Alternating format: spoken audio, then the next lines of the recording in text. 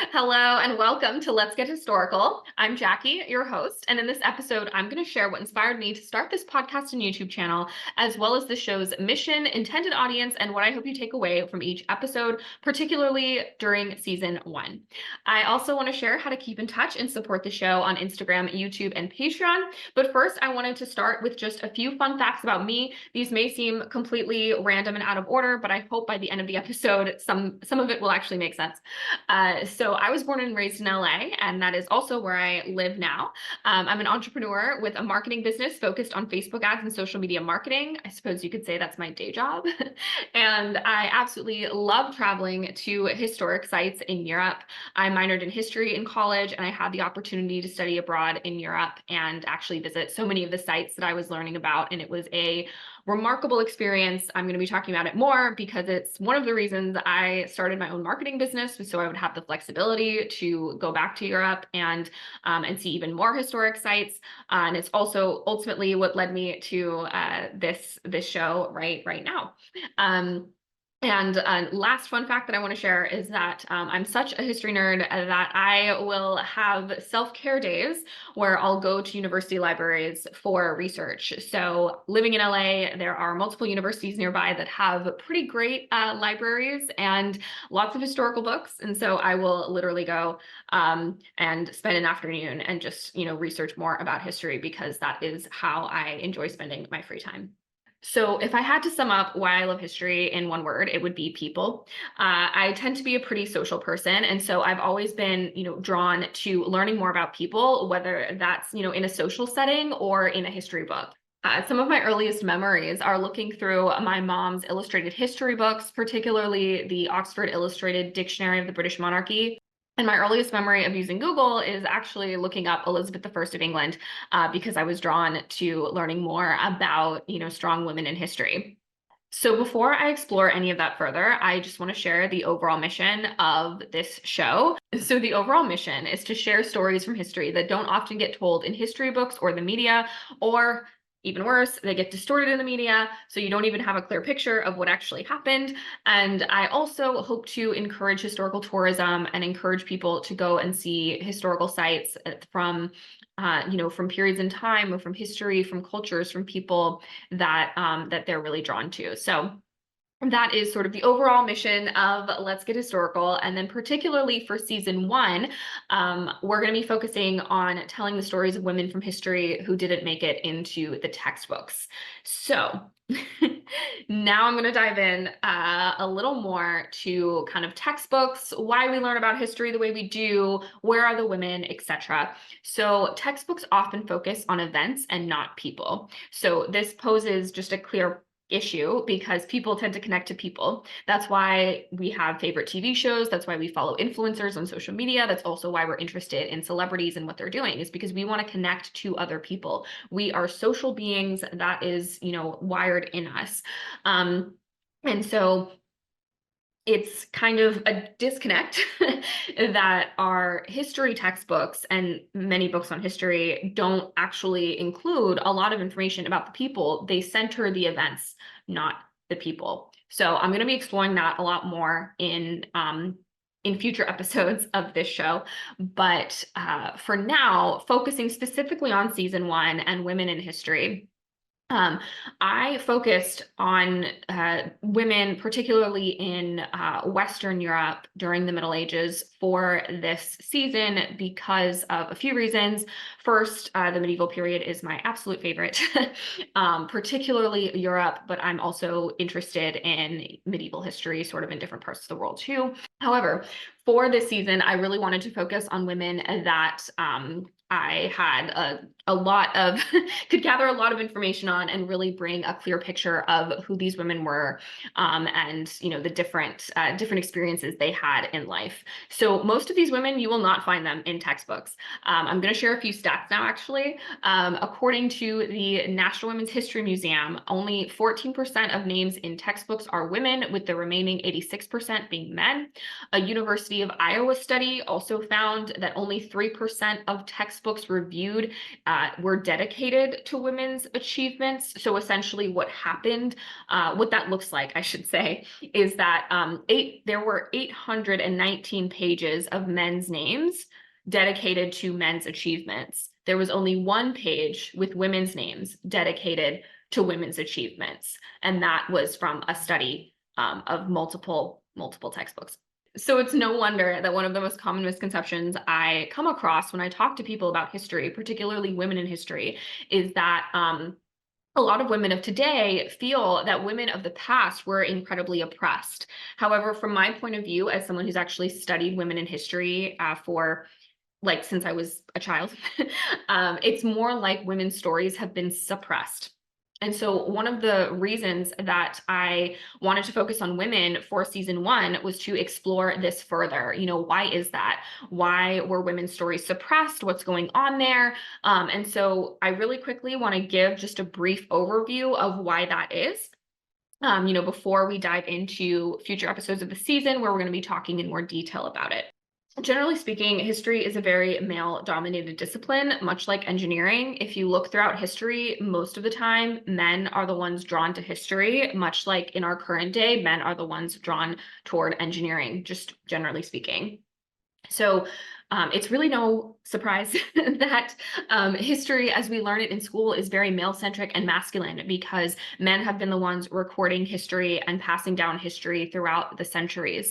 And so that's why one of my main aims with this show is to bring more equality, femininity, and a more holistic view, generally speaking, into history by learning about influential women who came before us. So I do want to note one thing before I move forward that comes up a lot when I'm talking to my friends about women in history and why their stories were suppressed.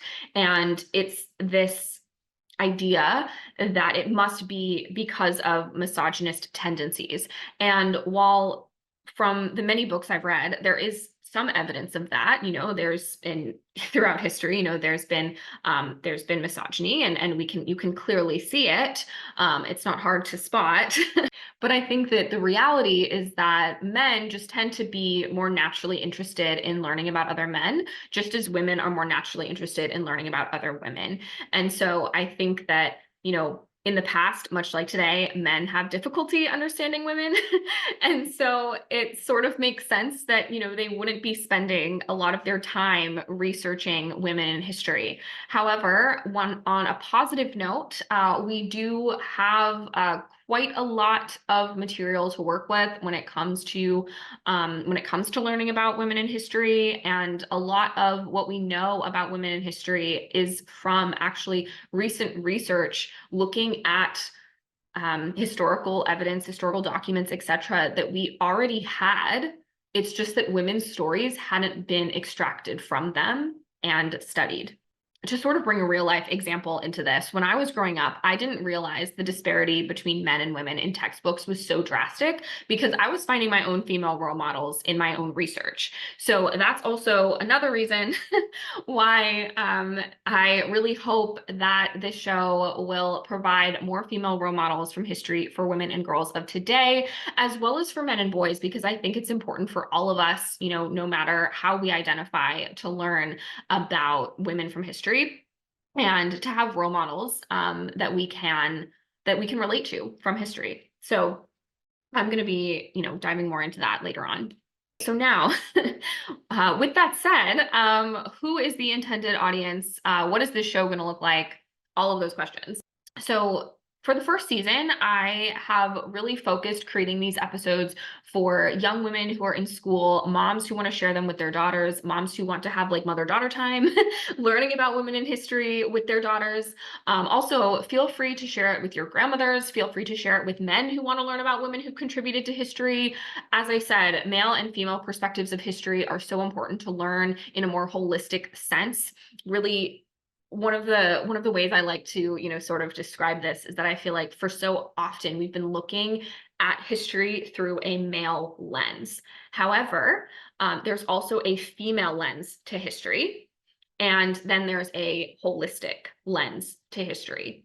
And so I give sort of the Instagram example as well. So like if you're on Instagram, you like specially curate exactly where the lens is going to be for your photo so that nothing else, kind of gets in the way. And that's sort of how we've been looking at history. We've been looking at a very narrow view of history. We've only been framing it through sort of a male or masculine experience.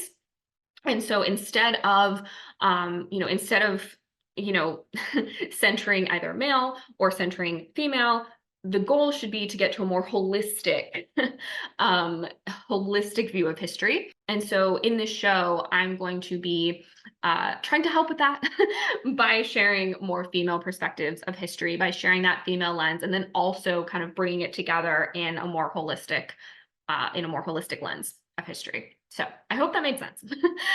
So a little bit more about Let's Get Historical. So we're going to have long form and short form videos. We are also going to have presentations to aid in learning and retention for YouTube. So if you do get the chance, or if you want, to see the slides as well, they're going to be there for you on YouTube.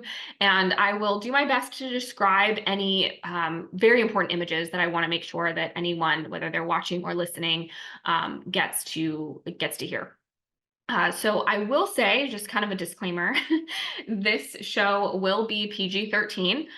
Women's lives throughout history were not rated G. So I'm going to be using words that may have negative connotations today. So for example, I may be sharing insights into prostitutes, because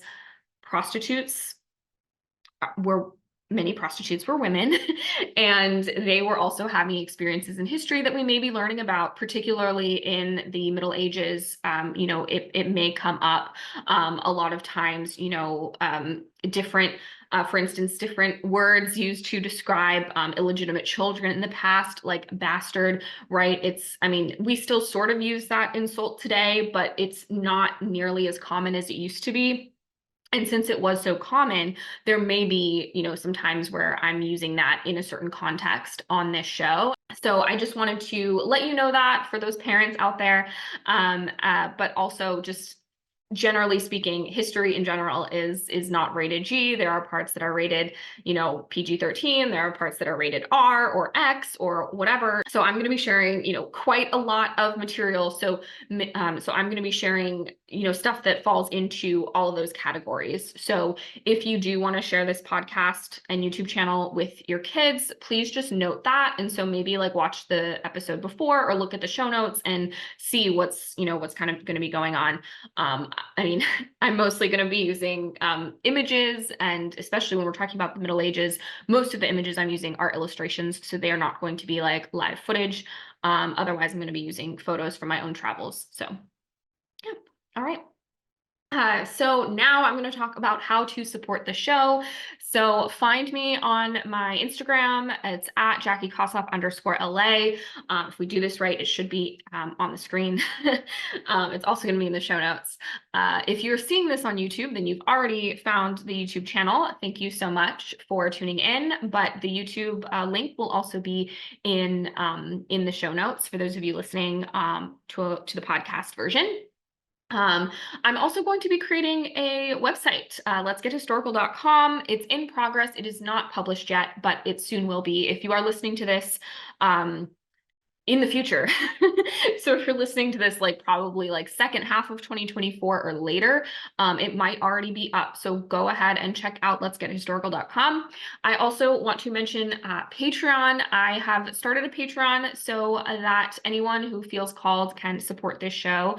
I personally believe in supporting female content creators and supporting other women doing amazing things in the content creation space. And so I hope that if you also feel called to support women who are creating content for other women and just for, people in general about women, then I hope that you will consider becoming a Patreon for for Let's Get Historical. For Patreon members, what are some of those perks that you get when you join? So I love travel planning, and I am going to be offering travel itinerary services for those of you who want to bring more history into your travels. I'm also going to be providing extra sources that are that you can research for on your own. You can also request people or events for future episodes that you want me to cover if you are a Patreon member. I'm also going to be offering one-to-one or small group history chats, just depending on the demand, where we can really talk about anything that you want. I can answer your questions, etc. And also research support. So if there is a period of history that you want to research yourself and you have questions about how to go about doing that, I would love to help you. Yeah, and so that's really all I had for this episode. I would love to hear your thoughts. So please leave a comment, like, subscribe, all the things. And yeah, I will see you next time.